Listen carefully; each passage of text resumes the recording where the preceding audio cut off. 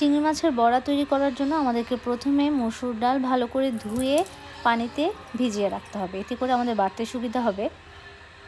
চিংড়ি, পুদিনা পাতা, কাঁচামরিচ এবং গোলমরিচ এগুলো সব একসাথে করে বেটে নিতে হবে বা ব্লেন্ড করে নিতে হবে। আমি এগুলো ব্লেন্ড করে নিয়েছি এবং মসুর ডালটাও আলাদা করে ব্লেন্ড করে নিয়েছিলাম। তারপরে সবগুলোর মিশ্রণ একসাথে করে পেঁয়াজ কুচি, আদা, রসুন, ধনেপাতা কুচি দিয়ে অ্যাড করে নেব। এক্ষেত্রে আপনারা কাঁচামরিচ কুচিটা অ্যাড করতেই পারেন আপনারা যদি ঝাল পছন্দ করেন, এবং পরিমাণ মতো লবণ, হালকা হলুদ এবং বেকিং পাউডার দিয়ে ভালো করে আমি মিশিয়ে নিয়েছি।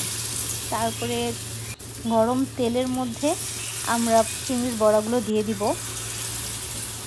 যখন একটু বাদামি কালার হবে তারপরে আমরা উল্টিয়ে পাল্টিয়ে নেব। দুপাশ ভালো মতো ভাজা হয়ে গেলে আমরা তুলে নেব।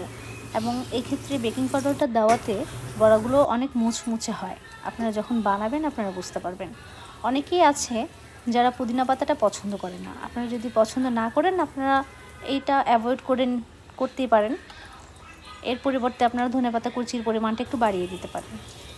অনেক বাচ্চা আছে যারা চিংড়ি মাছটা খেতে চায় না, ওসব মারা চাইলেই এভাবে তৈরি করে বাচ্চাদেরকে দিতে পারেন।